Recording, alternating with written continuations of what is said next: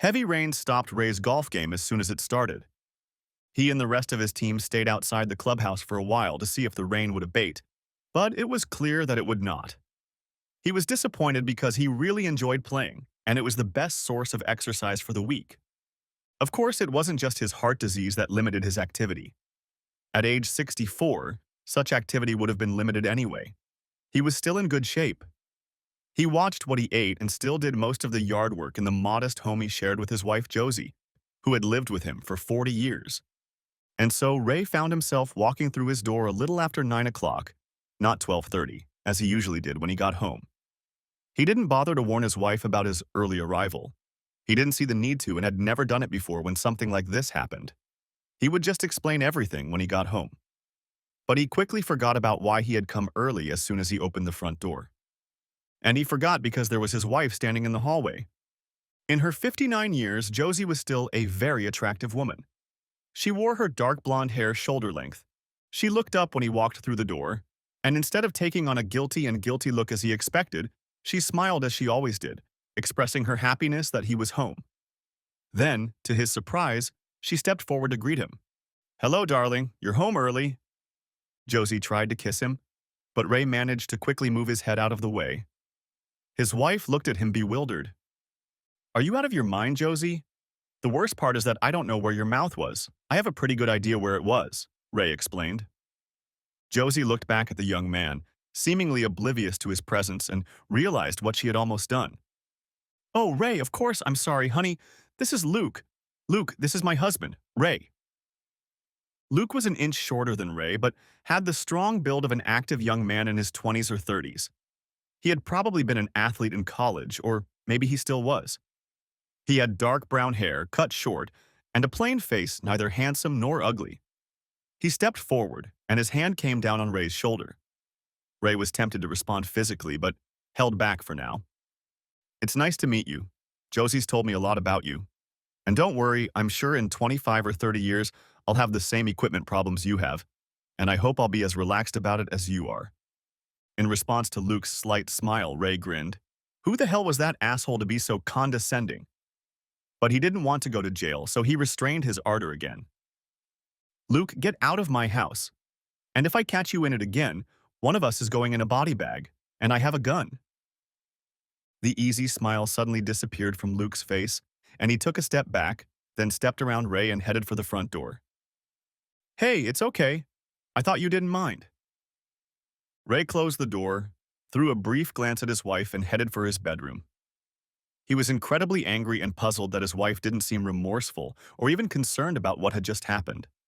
She entered the room shortly after he did. "That was rude." Ray turned to her, perplexed that she was finding fault with his behavior after what she had just done. He wasn't going to talk to her right now, but this was getting out of line. "Was that rude? I walk into my house and see you leading some kid to the door that you clearly had something with, and I'm being rude. You really are out of your mind." Josie's face softened. She walked over to him and tried to put her hand on her husband's shoulder, but he pulled away as soon as he felt her touch. "Honey, I'm sorry, but it's been so long. What we did was good and I enjoyed it, but it just doesn't fulfill my needs. Perhaps that would be good information to share with me. Where the hell did you find this guy?" "He's a friend of Marjorie's." "A friend? He's half her age." And she was a single woman at the time. When she met Oscar, she turned him down, but she and I talked about him and she gave me his information. "You realize he's just using you for easy entertainment?" "Actually, he explained that he likes older women," Josie replied. "When he was 18, his mother made him help the neighborhood women around the house. Some of them couldn't afford to pay much, so they paid differently. He says he got to the point where women his age didn't suit him." "How long did this go on?" Ray asked. "A few months. When you go off to play golf, he comes and courts me. He's always gone for a long time and I clean everything up before you get back. It doesn't affect you in any way. You get your portion and I get mine, so to speak." Ray suddenly realized why Saturday had become bed linen change day. "Well, I don't care if you think it doesn't affect me just because I'm not here. I won't put up with it and I'll give up golf if I have to." "Raymond, please. Be reasonable. You need your golf game. It's the only physical activity you have. And I have needs that need to be met and taken care of at this moment. That makes sense." "Maybe for you, Josephine, but not for me. This was the last time. With those words, Ray headed to his bedroom to shower and change into something more casual. Josie went into her closet to put on some clothes, then left the house and drove a few miles to the house where Christine lived with her husband and two daughters, Josie's granddaughters. By the time Ray had showered and dressed, the house was empty. There was no note, and he figured his wife just wanted to get away from him. That suited him just fine since he wanted the same thing. The shower calmed him down and he tried to reason logically. He could understand Josie still needing help, but this was too much. He would never do what she did if their positions were reversed. And he didn't feel like he'd crossed the line. She just needed to get over it. Next chapter. The next day, Sunday, was the 4th of July, and the entire local family gathered for lunch to cook and then to gather again in the evening at the large public park for fireworks. This tradition had been around since Christina's childhood, and Ray looked forward to it every year. In the morning, Ray got busy preparing the meat. He marinated chicken and hamburgers and laid out hot dogs for the younger children who would be joining them at the party. By the time the guests started arriving, everything was ready and Ray was looking forward to spending time with his family. The barbecue went smoothly. Many friends were present. Josie looked radiant, smiling and laughing. He was certainly upset that he had caught her with another man, but she had been a wonderful wife for 4 decades, and that could be forgiven. This time. As the guests began to leave the house, Ray decided to take a nap. His heart was limiting his stamina, and he wanted to be ready for tonight's fireworks. He kissed his wife on the cheek, let her know he was going to lie down for a while, and headed for the bedroom. When the alarm clock rang a couple hours later, he felt full of energy. The rest had done him good, and now he could enjoy the fireworks in peace. He changed into clean clothes and headed into the living room. At the dining room table sat the members of his immediate family. His wife at the far end, his granddaughters, Julia, 19, and Allison, 17, at the back, Christina's husband, Eric, at the side, and Christina herself at the front of the table, closest to Ray. Ray's son Leo and his wife Rebecca sat at the other end of the table, across from Julia and Allison. They were all looking at him. Ray immediately realized that this was about interference. "What's the matter?" His daughter Christina was obviously the spokesperson for the group. "We wanted to talk to you about Mom." Ray looked at his wife, but her expression was calm. He hoped it wasn't what he thought it was. He looked at his daughter again. "What happened to Mommy?" "Mom told us about Luke." "Told you, huh?" Ray asked, disbelief audible in his voice. "Yes, and about your problems." Ray just stared at his wife, shocked that she would share such personal information with anyone, let alone their children and grandchildren. "My problems and the whole story are none of your business. Mom's happiness, on the other hand, is our business." "So you're unhappy?" Ray asked, addressing his wife directly. "Yes, Ray, I am happy. Please don't think you're not," Josie replied. "But she has needs, Daddy," the daughter interjected. "And that's not something you can take care of. I mean, that's the way it is, isn't it?" "So you think I'm being unreasonable, selfish by not agreeing to this?" "We're not trying to label you, Dad. Look, we're trying to say that since you can't do it, we think you should be more supportive of Mom discreetly taking care of it herself." Ray looked around at the members of his family. Every one of them supported, or at least seemed to support, his wife being allowed to cheat on him. He may not have changed physically, but in those few seconds, Ray felt like he had aged mentally and emotionally by 20 years. He'd never felt as useless an old man as he did now. "And," he said with difficulty, "do you all feel that?" He looked them all in the eye and they nodded in agreement. But Ray thought it was too easy to just agree. He wanted to make sure of that as best he could. "Leo, do you agree with this?" Ray asked, looking his son in the eye. "Yes, I mean, not with you being here," replied the son, "and it's going to help Mom." "Eric?" Ray asked, turning to his son-in-law, Christina's husband. Ray had never known him to go against his wife, and he certainly didn't expect him to start doing it now. "I don't think this is going to be a big problem, Ray." "Rebecca?" Ray asked, catching a glance from his sister-in-law, who seemed to be almost hiding behind Leo. "Oh, Dad, I don't really," she said, trying to evade answering. Ray had always found it interesting that even after 20 years, Eric still called him by his first name, while Rebecca had almost immediately started calling him Daddy. Nonsense, Rebecca. You've been a member of this family for 3 years now. Besides, you're a grown woman, and I'd be interested in your opinion. Well, it seems like it would be okay. I mean, as long as she's careful and discreet. Finally, it came to his granddaughters. They belonged to a very different generation and, he suspected, had a very different attitude.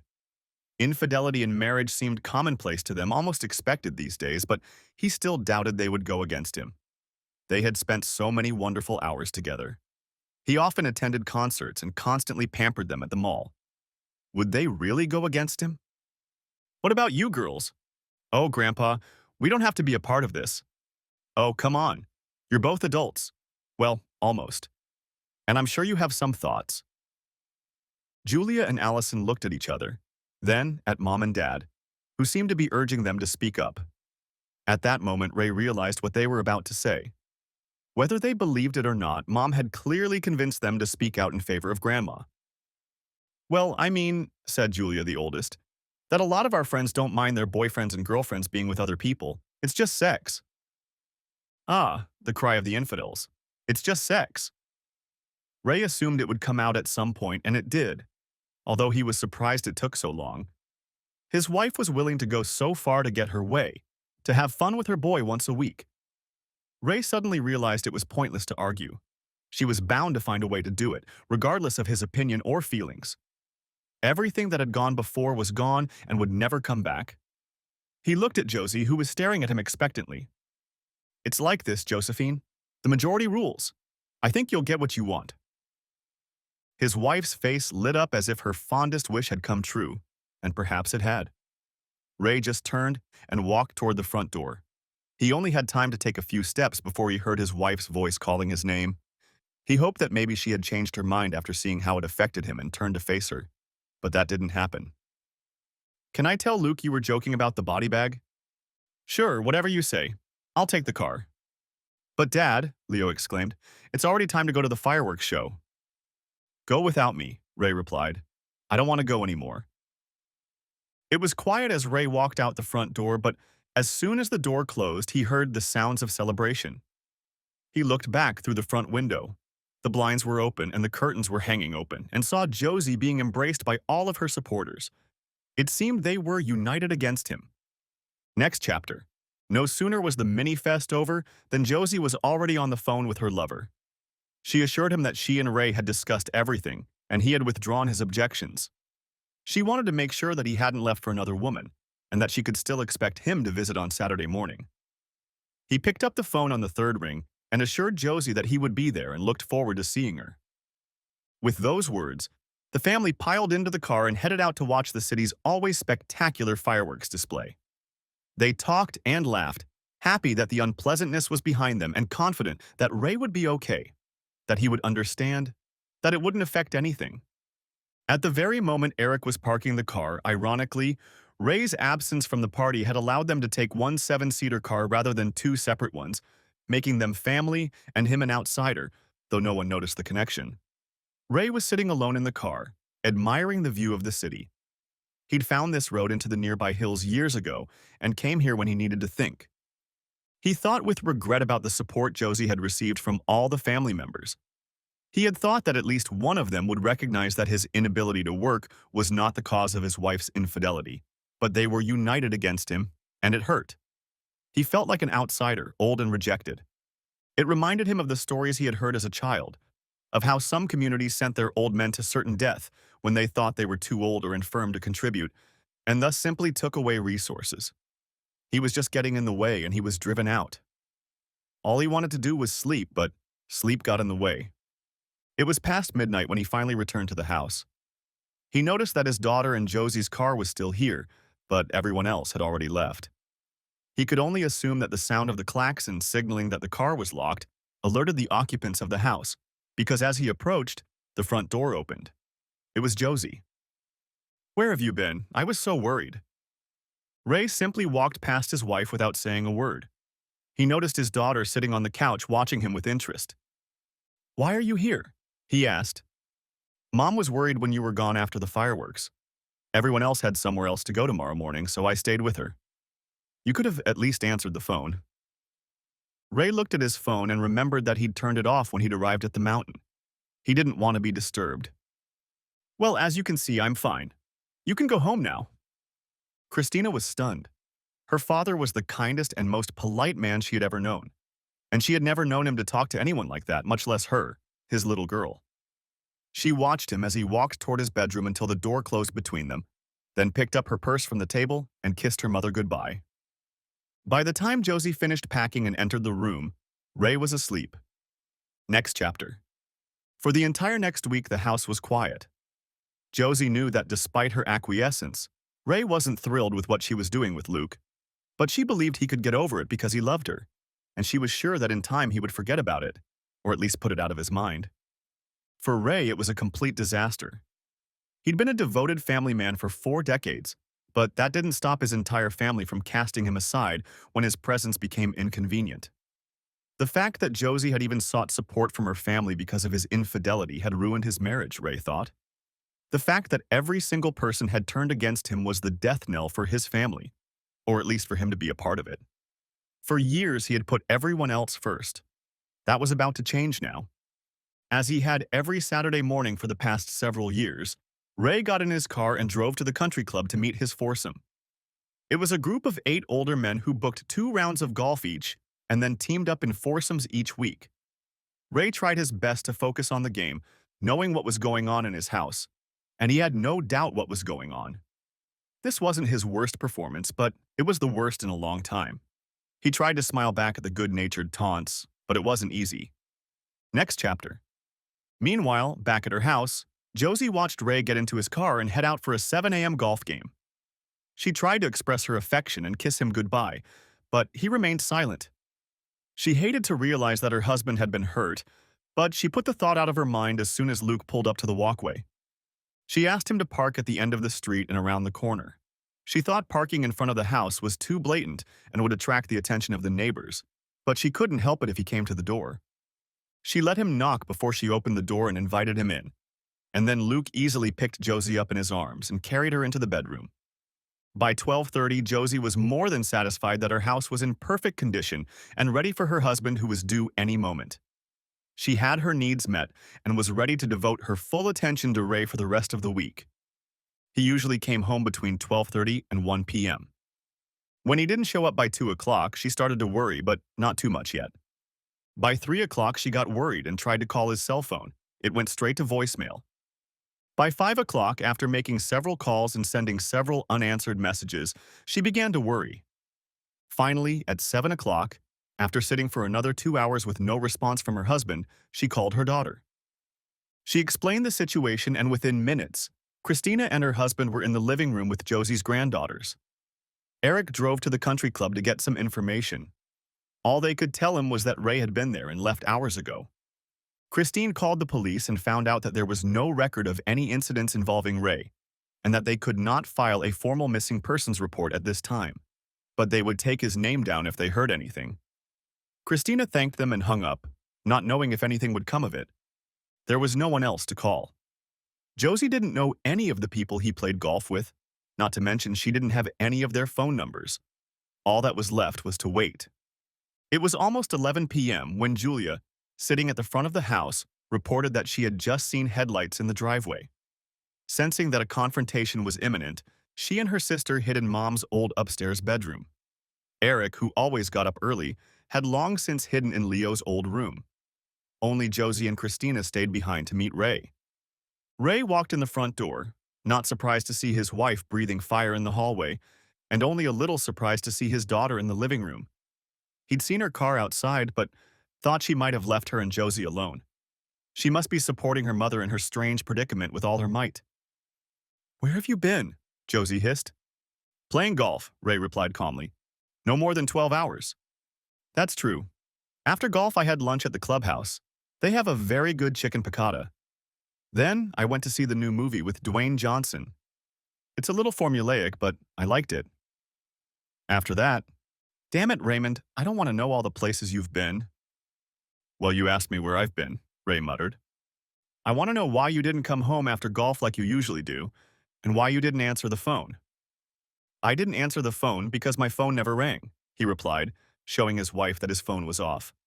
And I didn't come home because I wasn't going to be in this house at the same time as your buddy. That's ridiculous, Raymond. Nothing's changed. We were done, and I cleaned the whole house long before you were done playing golf. You had no reason to come home late at all, let alone be gone all day. That's how you look at it, Josephine. I just wasn't going to risk even facing the consequences. Let me reiterate that I will not be in this house at the same time. It's getting late and I'm going to bed. Ray walked past his wife, gave his daughter a hard look, but said nothing as he headed for the bedroom. He expected one of the women to follow him, but none of them did. As he prepared for bed, he heard other voices in the hallway and realized that Christina's entire family had gathered in the house. Great. When Josie said goodbye to everyone and walked into the bedroom, Ray was already asleep, or at least pretending to be asleep. Josie couldn't be sure. She wondered if she should wake him up so they could talk some more, but instead she just went back to bed. Next chapter. The next weekend went much the same way, although this time there were no calls or texts. Josie just resigned herself to the fact that Ray would be gone all day and took the opportunity to get the house in order. When it got late, however, Josie began to worry that she would be home alone, so she called Christine, who agreed to come over and keep her company until Ray got home. Eric and their daughters stayed home. Ray arrived again around 11 o'clock and was surprised to see Kristen's car parked at the curb. He wondered if another confrontation was brewing. He walked through the door, but was met only by his wife's pleasant greeting, a kiss on the cheek, and a smiling daughter in the background.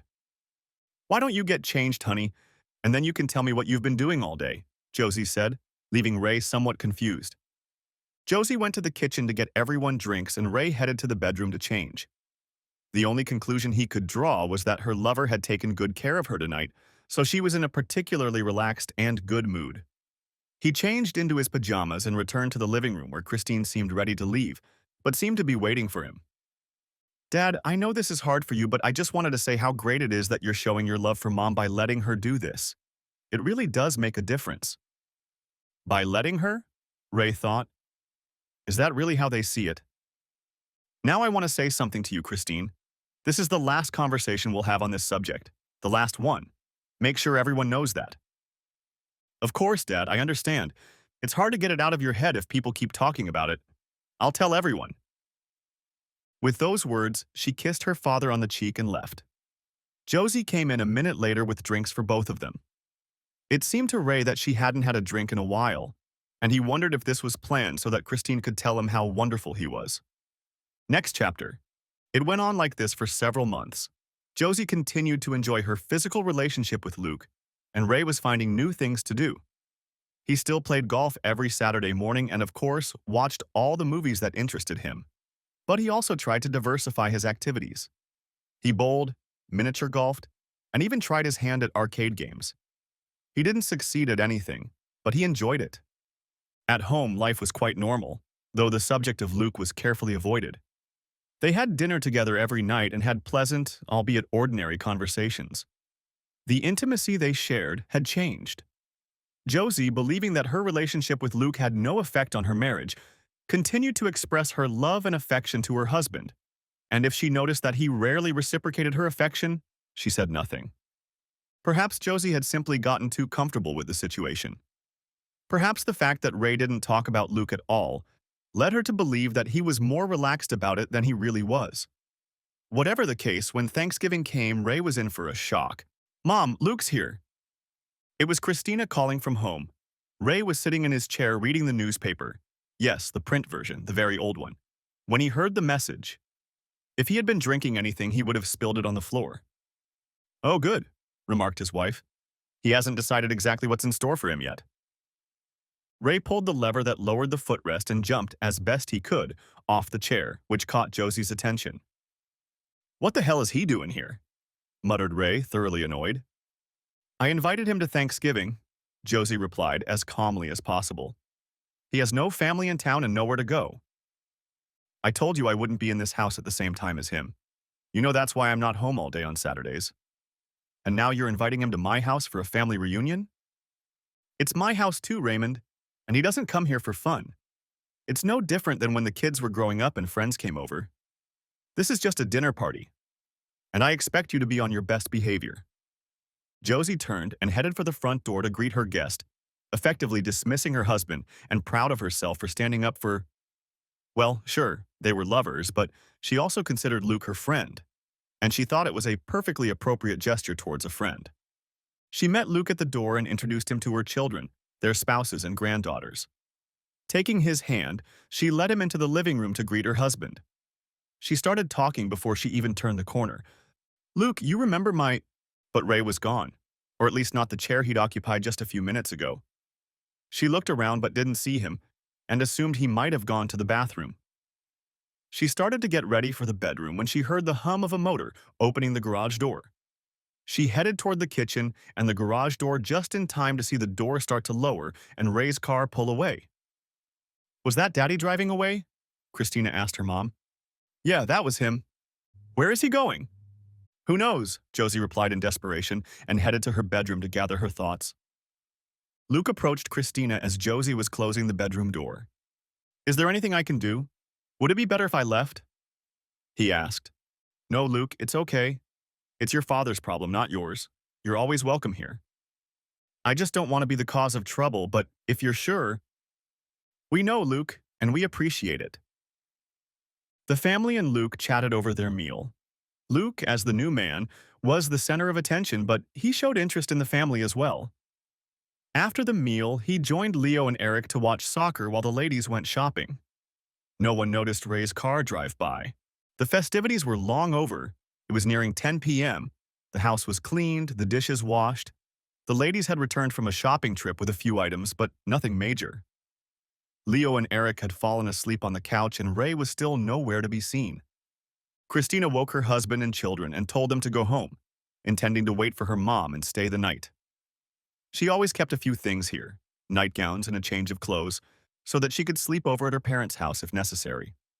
Leo and Rebecca left as well, and Christina stayed behind to wait for her mom. Ray finally arrived at almost midnight. He hoped Josie had already gone to bed, but she was waiting for him. She headed toward him, but instead of stopping like he usually did, he just walked past her. He walked over to his chair and continued reading the paper as he had been doing before he was interrupted. If he thought Josie would back off, he was wrong. "Where have you been all day?" she practically shouted. "I went to Denny's for Thanksgiving dinner and then spent the rest of the day at the movies." "We had a lovely dinner right here, Raymond. Why on earth would you go to the Denny's?" "It's not about the food, Josephine, it's about the company. I can't believe a 64-year-old man can't be polite to a guest I invited into our home. I would never treat someone you invited like that. I told you I would not be in this house at the same time as him ever.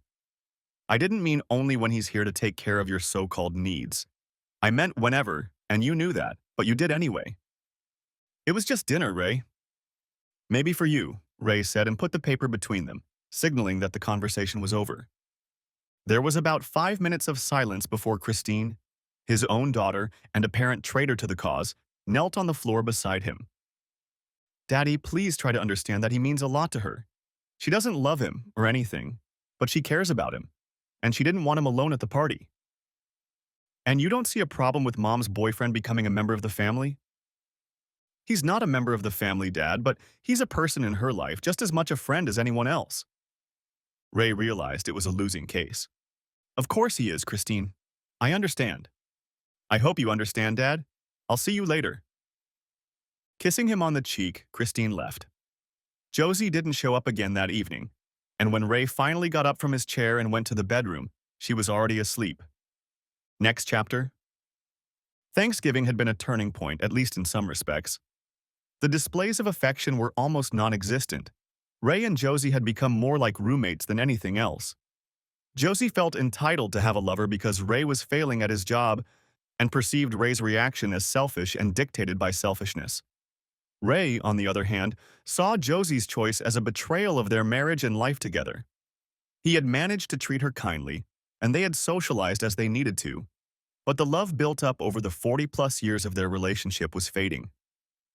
When Josie said on Christmas Eve that she needed to do some last-minute shopping, Ray didn't say anything back, even though she hadn't needed to do any last-minute shopping in years. He knew where she was going, and he didn't need to follow her or track her cell phone. The look in her eyes told him everything he needed to know. Whether she just wanted to exchange gifts or wanted something more, he didn't know, but he knew she would have a private holiday with him. On New Year's Eve, Ray did kiss his wife at midnight. Josie was disappointed that she didn't get to say anything to Luke, but she called him the next day to wish him a happy new year. In anticipation of Valentine's Day, Ray had planned a nice dinner at an upscale seafood restaurant, and Josie was excited about the anticipation of the holiday. It seemed to her that maybe her husband would come back to her. But Ray was plagued by a vague suspicion.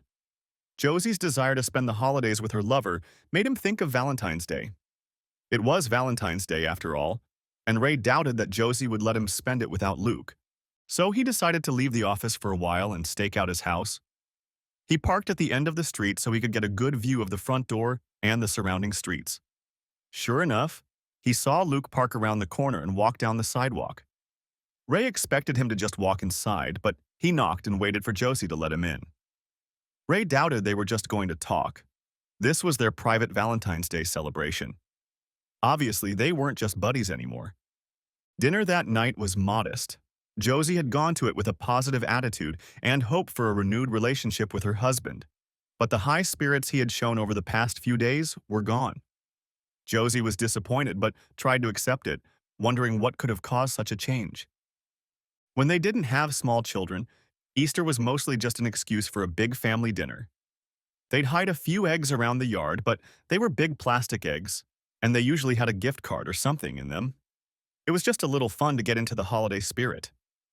To Ray's relief, Luke wasn't invited, or at least he didn't come. Since that Thanksgiving, Josie had at least honored that request, but Ray knew she'd come on other days besides Saturday morning, and probably even more often than he'd realized. She had made an appointment for Valentine's Day and could certainly make it on other days as well. After the morning festivities were over, Ray announced that he was going to lie down. True, he was a little tired, but nothing he couldn't handle.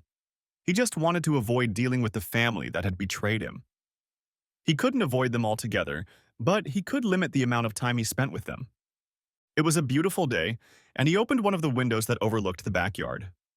A cool breeze blew into the room. Unfortunately, so did Josie and Christina's conversation. "So how's Luke?" he heard his daughter ask. "Shh, not too loud. I don't want your father to hear." "Good, good," Christina replied, lowering her voice but still loud enough for Ray to hear her. "I just can't believe my mom has a boyfriend 10 years younger than me." "He's not my boyfriend, Christine. He's just—" "Come on, Mom. You have fun with him 2 or 3 times a week, and you also go out to dinner. You may not want to use the word boyfriend, but he still is." "Okay, fine, he's my boyfriend. I just want to be considerate of your father's feelings." "I know, Mom. And I love Dad too, you know that, and I don't want him to get hurt. But let's be honest. He's an old man and you're a young woman." "He's only 5 years older than me, Christina." "In physical age, yes. But you're an active woman, and he can barely get through a day without sleeping. You've earned it. Frankly, I'm a little jealous that you can start dating again." "Does anyone else know? I mean, not just on Saturday mornings?" "Leo, Eric, and Rebecca know. I don't let the girls in on it." "And everyone's okay with that?" "Leo and Eric don't see it as a problem. They agree with me that you should be allowed to fulfill your needs since Daddy can't do it. Rebecca is the only one who thinks it's wrong, but she doesn't want Daddy to get hurt, so she promises she won't say anything. What Daddy doesn't know won't hurt him." Listening to the depths to which his wife's betrayal had sunk, and how the daughter wholeheartedly supported her mother having a boyfriend, regardless of what she said about him, Ray felt the last vestiges of love and affection for them leave his heart. Although he had made many preliminary preparations, but because of his love for his family and his long marriage to Josie, he didn't go too far. Now it was time to begin the final process in earnest. Ray slowly closed the window and climbed into bed. Next chapter. Over the next few months, Ray's relationship with his wife and daughter deteriorated. Things were no better with his son and son-in-law, but he tried to patch things up with Rebecca and his granddaughters, leaning on Christine's words about Rebecca and assuming that the granddaughters were simply too young to understand the situation. Mother's Day. Every family has its own traditions. For this family, Mother's Day came in the form of a sumptuous brunch at a local French-inspired restaurant. The food and service were excellent, and the prices reflected that. When the children were young, Ray would take his family and his wife to Mother's Day celebrations. When the kids got older and started working, they took over the celebration. They did the same on Father's Day. This family was different from most in that the other parent did not participate in the celebration. Years ago, Ray stopped going to Mother's Day and Josie stopped going to Father's Day. They let the kids celebrate with the respective parent and express their feelings later. But Ray had some kind of premonition, triggered by the events of the past few months. So while he usually used his free time to read or do something else, this morning he got dressed and drove to the restaurant. Josie had been gone for about 30 minutes, so he knew she'd be there. He wasn't going to partake in the brunch or even make anyone aware of his presence. Moreover, he doubted he'd even have to get out of the car. He walked across the restaurant parking lot and easily found Christine and Eric's car, then Josie's car, then Leo and Rebecca's car. He was beginning to hope he was wrong until he saw what he was looking for, but hoped he wouldn't find, nestled in the corner of the parking lot. Luke's car. Ray had seen it enough times and memorized the license plate number. His wife, or maybe it was his daughter, had invited a fellow lover, whatever, his wife to a family reunion, knowing Ray wouldn't be there. Despite everything that had been done so far and despite the fact that Ray's love for his wife had all but faded, this new betrayal had left him furious, and while he had intended to restrain his actions before, he had no such intentions now. Ray returned to his home, grabbed his golf clubs, and headed to the local golf course. He took a few strokes, losing count. By the end, he was exhausted. His strokes weren't very far or accurate, but he felt better. He drove home, going to take a nap. They thought he was useless, unable to make it through the day without sleep. He let them continue to think that. Josie met him when he walked through the door. He wondered if she was having a private celebration with her boyfriend, though he didn't care anymore. He was still hurt, but that was different than caring. Walking into the house, he wondered if she would admit to inviting Luke over if the opportunity arose. "How did you celebrate Mother's Day with your family?" Ray asked, putting a slight emphasis on family. "It was wonderful, Ray. Thanks for asking. I had a great time with the kids," Josie replied. She didn't mention Luke. Did that mean that she and the rest of the family considered him family? Or did she just choose not to mention him? Ray decided he would never find out. He went to his bedroom and dozed off. Next chapter. Soon it was the 4th of July again. Josie was always in a good mood, and Ray, of course, knew why. He had been here for almost a year now, and no doubt Josie thought she had succeeded. She had a husband to support her and a young boyfriend she met with several times a week.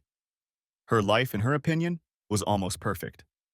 Luke had taken a new job where he worked evenings, which allowed him to spend a few daytime hours a week with Josie. It didn't pay much, but she wasn't with him for the money.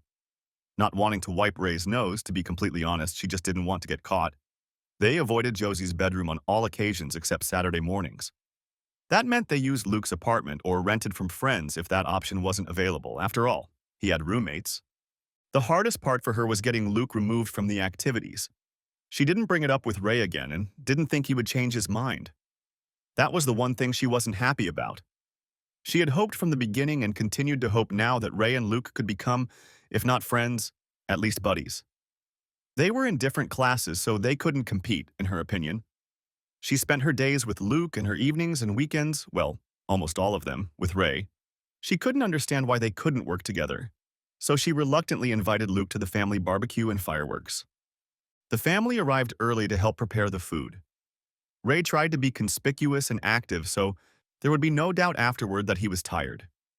He kept a close eye on the crowd, wondering if Josie would sneak Luke in, but he never showed up. As the day went on, Ray pretended to get more and more tired. Okay, not all of it was pretending, but a lot of it was definitely. Maybe he was pretending too much because Josie seemed to notice it and walked over to him. "Honey, why don't you lie down to rest before the fireworks?" she suggested softly. The hardest part about this whole situation was that he knew Josie loved him and genuinely cared for him, and that made it even harder to do what he was about to do. "I'm not going to the fireworks, so I figured I'd just enjoy the day with my family and go to bed early," Ray replied. "Are you sure about that? You missed them last year, and before that, you always looked forward to them," Josie remarked, genuinely concerned that he was missing them again. "I'm sure I do. I guess I'm just getting old. But I'm sure everyone will have fun without me." Good, if you're sure. As soon as she left him, Josie immediately went in search of Christina. Ray watched her make her way through the crowd, searching for their daughter. Josie, he suddenly realized, was trying to find out if he was going to attend the fireworks show. And there was only one reason why that would be a priority. She was going to invite Luke to join them at the fireworks show. Not that it mattered, but this latest betrayal hurt. Slowly, the guests began to disperse and only family members remained. Josie, Christine, Leo, and Eric stopped by to ask Ray if he was sure he didn't want to join them for the fireworks, and they all said they would miss him when he said he was staying home. Ray saw that this was the case and realized that his family was lost to him. As the family prepared to leave for the fireworks show, Ray swallowed his anger and made sure to talk to each family member.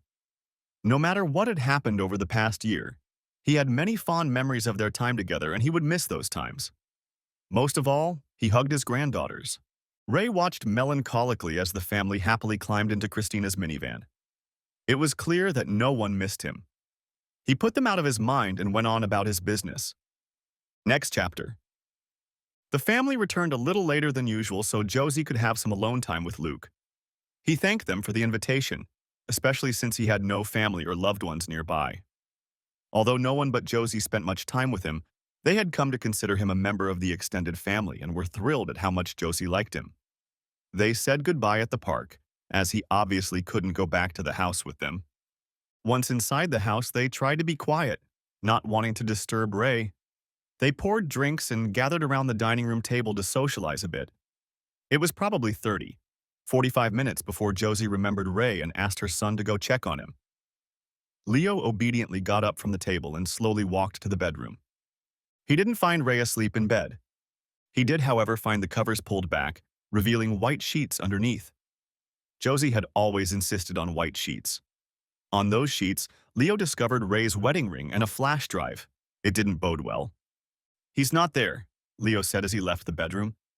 "What do you mean he's not there?" his mother asked. "It's just that, Mom.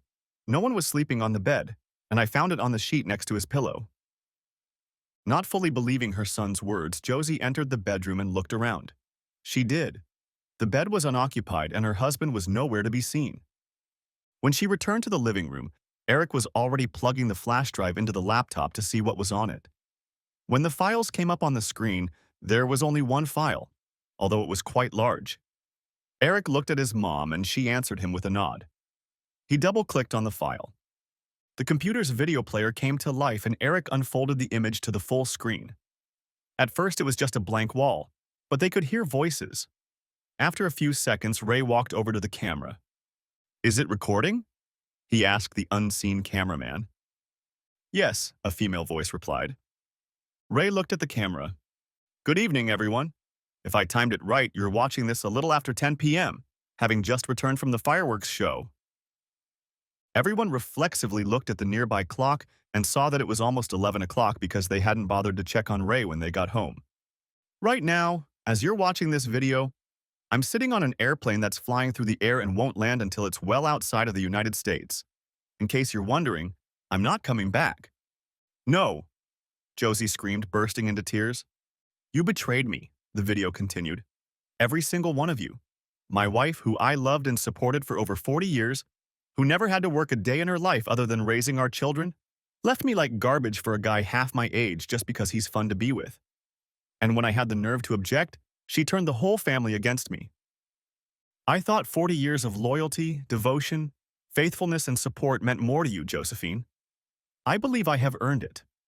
Your wants, and I think we all know they were wants, not needs, but your wants should have taken a back seat to my feelings. It was bad enough that you did it behind my back, but the fact that you got your family on your side was even worse. I felt like I had been stabbed 7 times in the heart that day.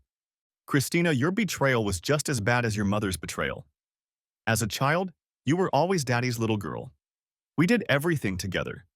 That you supported your mother in cheating on me, in adultery against your own father, broke my heart even more than what your mother did. Even if I hadn't heard you say that I was an old man who didn't deserve a faithful wife, my heart would have been broken completely." "I didn't say that," Christina said aloud. "Never." "Leo, Eric, you must be the biggest idiots in the world. Do you realize that you just gave your wives permission to cheat on you, Leo, I doubt Rebecca is capable of such a thing, but some of the things I've heard from my daughter should worry you, Eric. All she has to do is find a reason to claim you don't satisfy her, and she'll leave. She's already told her mother how jealous she is of her. Eric looked at Christine, who shook her head negatively as Ray's words poured from the speaker. No, baby, I've never said or done anything like that. It's not like you can object, Ray continued. You've already said that it's perfectly normal for Josie, unless you meant that it's only normal because it's not you who's being cheated on. Isn't that right, Eric? You were totally okay with being cheated on? I bet when it's your turn, you won't be so cooperative. And I'm willing to bet that Christine is already in denial that she would do something like that. But ask her, if she thinks it would be wrong for her, why was it okay for her mother? Her answer will be eloquent. Eric paused the video and looked at his wife. Did you say you were jealous of your mom? He asked finally. I don't remember exactly what I said. All I know is that I was glad my mom could get through this phase of a new relationship and get to know you better. So you want to get to know someone again? Eric continued. No, baby. Please don't think about it too much, okay? I love you and I don't want to be with anyone else. Unless I can perform, right? Honey, can we talk about this later? Right now we need to focus on mom. Okay, but this isn't over yet. Eric hit the play button again, and Ray continued. I didn't want to stay in a marriage where my wife cheated on me every week, and I certainly wasn't going to stay when I found out it was happening several times a week. I'm sorry, Josephine, but you weren't as careful and sensitive as you thought you were. And inviting him to Mother's Day? That was just tasteless.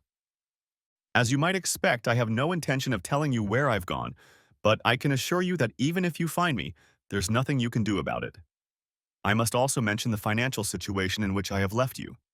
I took most of our money, as I intend to live the rest of my life in retirement as a reward for putting everyone else first for most of my adult life.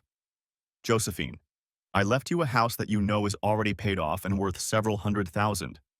My attorney will contact you and help you formalize the sale if that is what you want. I also left about $400,000 in the bank.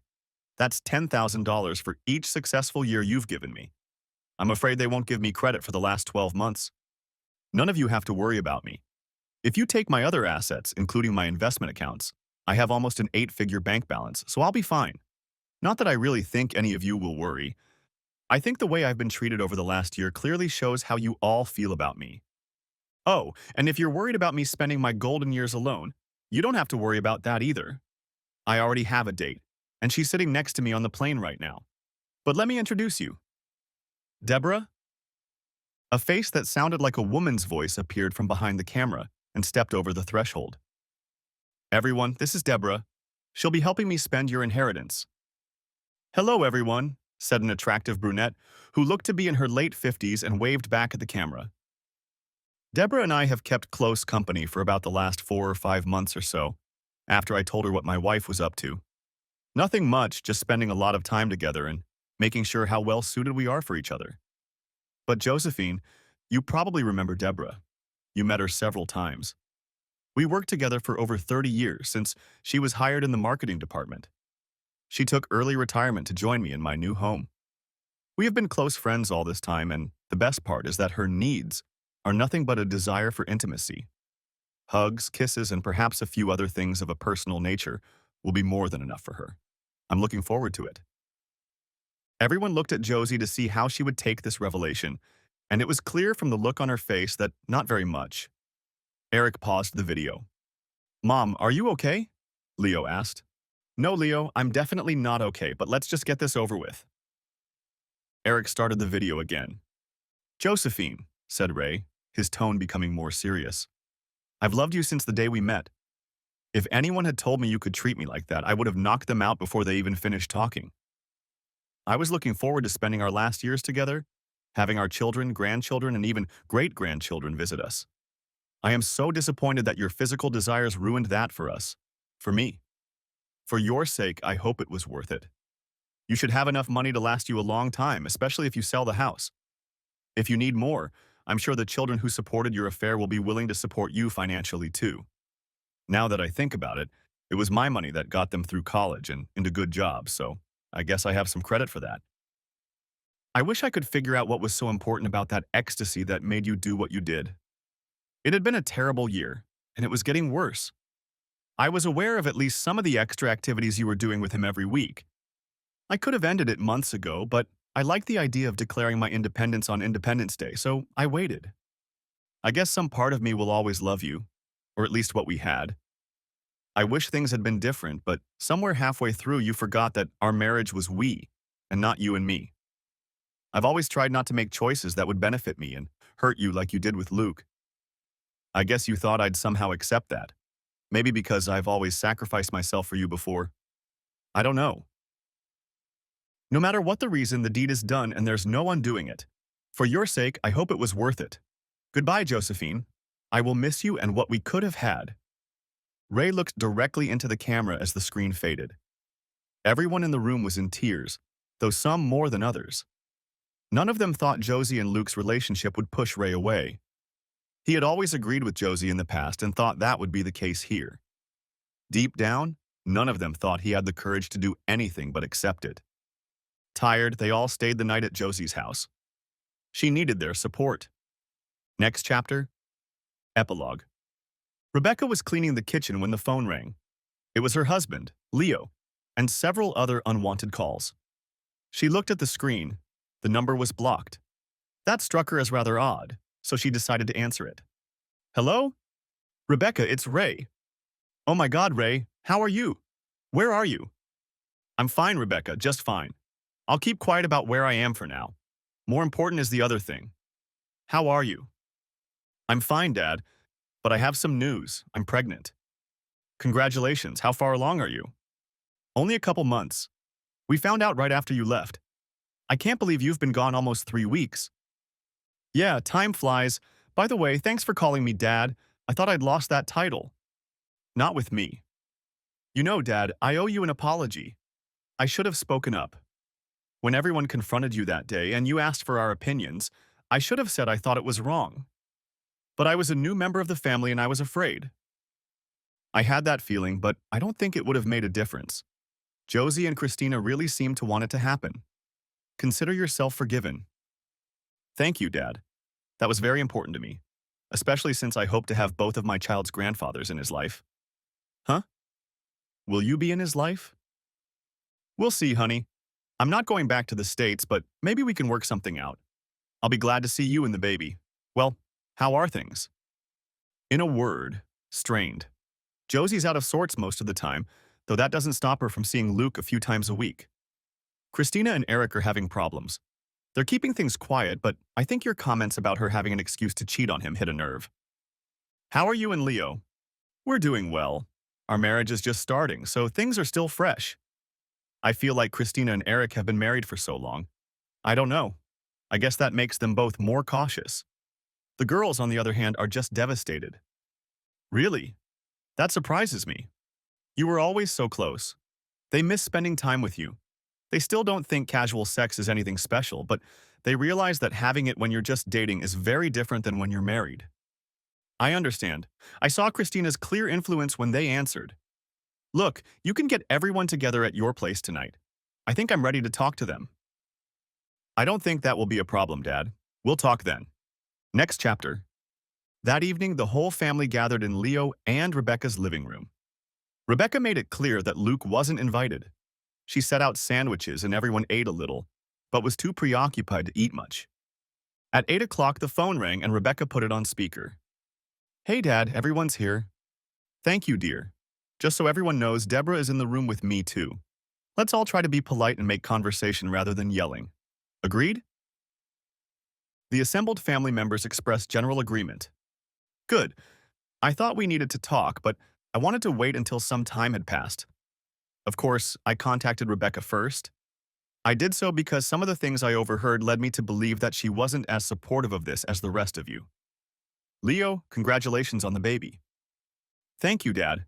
I'll try to live up to the standards of fatherhood you've set, and I'm not just saying that.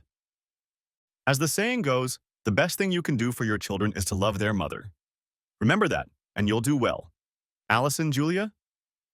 Yes, Grandpa, his granddaughters replied almost in unison. Girls, I was disappointed that you supported your grandmother in this, but your aunts Rebecca and Deborah convinced me that you may have been overly pressured and that you lack the life experience to understand the dynamics of adulthood and a 40-year marriage. I still have your emails and phone numbers, so we'll talk about it later, if that's okay with you. Of course, Grandpa, Allison replied. We just miss you. I miss you too. Why don't you find something to do while we all talk? The girls said their goodbyes and went about their business. Before they left, however, they stopped and hugged their grandmother. So, Ray continued, does anyone have anything they're just dying to say? Ray, honey, please, Josie began to no one's surprise. Please come back. We can get past this. If you had told me you were really going to leave me, we would have worked it out. Why did you have to go that far, Josephine? I told you I wouldn't accept it, and you turned to your family for support. Then you started inviting him to family events and seeing him several times a week. You replaced me with him at a time when you and I were barely roommates. You let it happen, and eventually I got tired of it. But you never said anything else. I thought you had accepted it, realized it was just something I did. It drove a wedge into our marriage, and there was no suggestion that it would lead to anything but that. From the moment I realized what you were doing and chose him over me, our marriage was doomed. I'm sorry, Ray. Can't we? No, Josephine, we can't. Even if I wanted to, which I don't, I made a commitment to Deborah and I intend to honor it. What about your commitment to me? You took it first. Yes, I did. And I will still honor it, but as far as I'm concerned, when you broke yours, you released me from yours and let me take a new one. Which I did. Everyone fell silent, and only Josie's sobs broke the silence. Josie, Ray spoke softly, I'm sorry, but there's no point in continuing this conversation. Whether you wanted to or not, you've cast me aside. There's no going back. Without another word, Josie got up and left the room to take refuge in Christine and Eric's room. Kristen purred. That's very sweet, Daddy. Did you call just to hurt Mommy and make her cry? All because your ego couldn't handle another man making her feel better than you? I think that's how you see it, Christine. Eric, how is your ego doing? Is it ready to accept that another man makes your wife feel better about herself than you do? Christine lowered her hands dramatically under her husband's intense gaze. Throughout their marriage, Christine had been dominant, and Eric, like many husbands, was in agreement with her. But in the past few weeks, a significant shift had occurred, and Christina realized that her marriage was in serious jeopardy. It was impossible to support another woman's right to cheat on her husband without feeling guilty. No, Ray, that's definitely not true. And you were right. I never thought of it in those terms. My wife and I have some pretty serious problems after all this. I understand, and let me say this. Fight for your marriage before it's too late. You love each other, but you've started to take each other for granted. I noticed this even before this whole mess started. Don't let it end. Let it be the catalyst for change. You are a team, remember that. Josie didn't remember. There was a long silence, mostly because no one else had anything to say. Then in a voice almost like a little girl's, Daddy, Christina said, is it okay if I talk to you alone? If it's okay with everyone else, it's okay with me. Christina looked around. No one objected, so she picked up the phone and retreated to the spare room, closing the door.